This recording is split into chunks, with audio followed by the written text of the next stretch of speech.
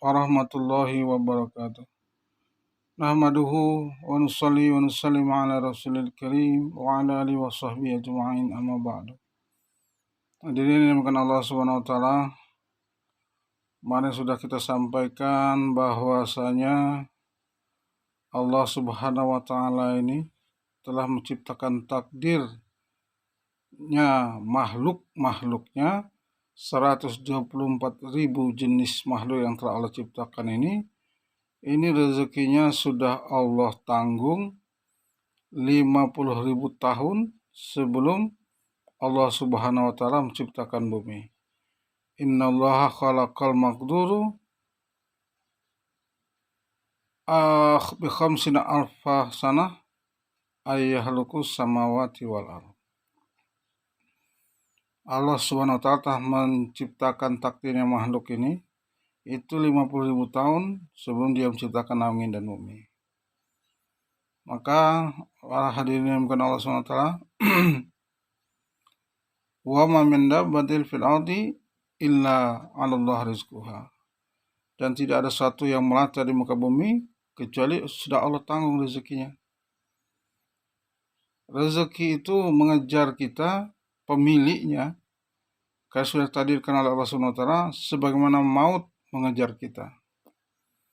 Kalau memang sudah Allah tentukan rezeki kita sebuah apel, harus kita makan apel Amerika, misalnya California, maka kita akan Allah datangkan ke California, ke Amerika untuk makan apel tersebut, atau apel tersebut yang Allah kirimkan kepada kita, ke rumah kita, atau ke kampung kita, atau ke pasar kita. Kemudian kita beli dan kita makan.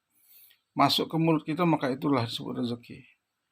Jadi yang disebut rezeki itu adalah yang kita pakai, yang kita makan, yang kita gunakan. Itu rezeki.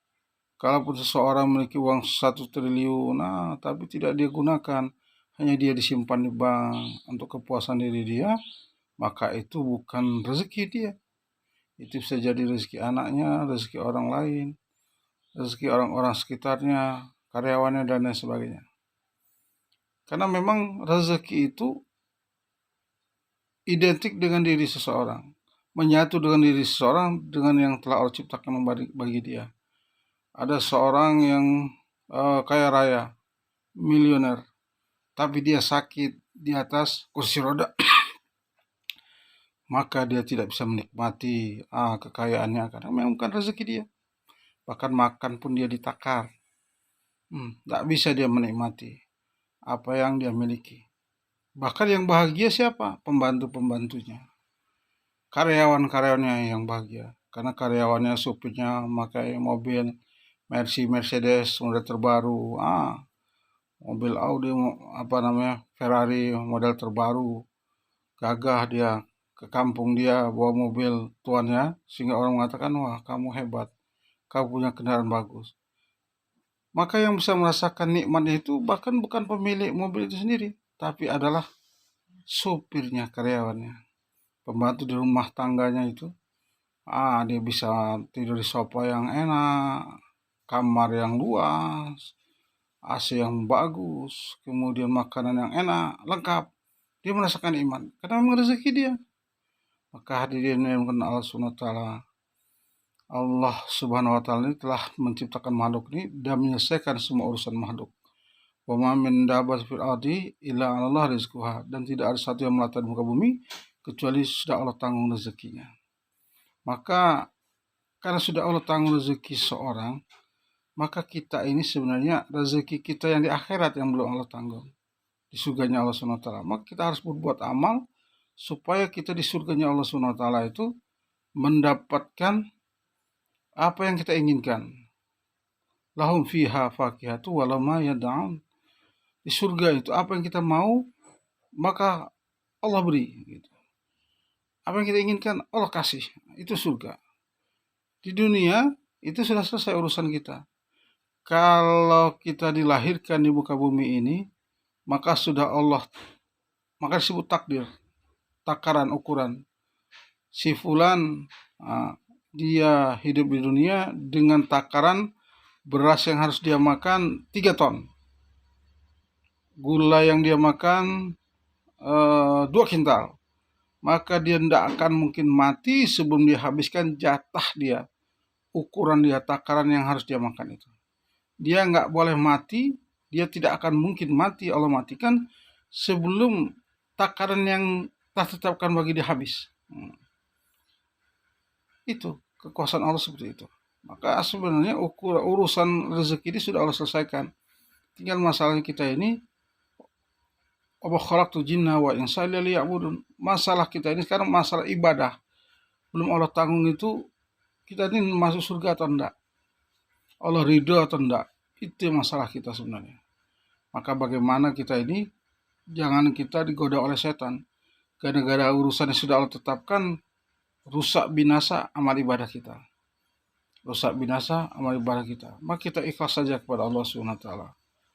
Apabila kita ikhlas kepada Allah SWT, maka Allah akan mudahkan urusan kita. Wa may yattaqillaha yaj'al lahu makhraja wa yarzuqhu min haitsu la yahtasib. Wa may yatawakkal 'ala Allah fa huwa hasbuh. Innallaha balighu amri qad ja'ala kulli syai'in qadra. Barang siapa yang bertakwa kepada Allah, yaj'al lahu makhraja, maka Allah berikan kepada dia tuh jalan-jalan keluar dari masalahnya. Wa yarzuqhu min haitsu la yahtasib. Dan Allah akan berikan rezeki dari tempat yang tidak diduga-duga. Wa may yatawakkal Allah, barang siapa bertawakal kepada Allah, fa huwa hasbuh, cukup Allah bagi dia. Innallah, sungguh Allah balighu, menyampaikan amri, urusan-urusannya. Allah akan menyelesaikan urusan-urusannya. Hajat-hajatnya Allah sampaikan. Qad ja'ala, qad ini taukid, pasti kata Allah. Qad ja'alallahu likulli syai'in qadra. Dan pasti setiap sesuatu itu sudah Allah tanggung takdirnya. Maka bagaimana kita ini orang beriman itu jangan tertipu oleh godaan dunia. Tapi mau miskin, mau kaya, tidak ada masalah. Yang penting kita ibadah kepada Allah Subhanahu wa Ta'ala. Semakin kita menderita kesempitan hidup, semakin kita mengucapkanlah Allah, Allah, Allah, Allah, semakin banyak pahala kita. Bahkan Nabi SAW berdoa, ya Allah,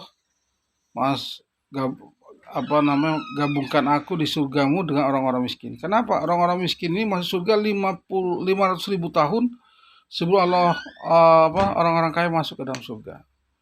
Tapi pun kalau kita sudah tetapkan sebagai orang kaya, maka kita gunakan kekayaan kita pun digunakan untuk masuk surganya Allah SWT. Jadi bukan masalah kehidupan dunia ini siang malam, pagi sore sudah Allah ciptakan untuk orang beriman, untuk ibadah kepada Allah Subhanahu wa Ta'ala. Maka kalau kita tidak gunakan untuk ibadah kepada Allah Subhanahu wa Ta'ala, untuk zikrullah, maka kita merugi.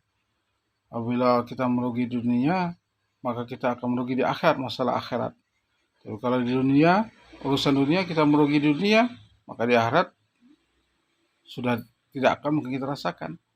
Maka ahli-ahli surga, ketika dia menginjakkan kaki di surga, maka ditanya oleh para malaikat ini, apakah kamu fulan pernah merasakan penderitaan di dunia yang kamu alami? Maka dia jawab, tidak pernah. Ketika aku menginjak surga, maka hilang semua bayangan-bayangan tentang penderitaanku di dunia dahulu. Aku tidak pernah merasakan menderita di dunia, yang aku rasakan adalah kebahagiaan. Begitu pula di neraka ini, yang dulu menjadi seorang raja puluhan tahun, jadi seorang yang kaya raya puluhan tahun selama hidupnya, nenek moyang kaya, dia kaya dan lain sebagainya, miliuner. Maka begitu dia masuk dalam neraka, ketika amal ibadah yang tidak ada ini, maka ditanya malaikat, hai si fulan, kamu pernah nggak ngerasain kaya, bahagia, makmur di dunia? Maka ahli neraka, iya malaikat, tidak pernah saya ngerasain bahagia di dunia itu, sama sekali tidak pernah. Karena apa? Karena begitu pedisnya siksaan api neraka. Masya Allah.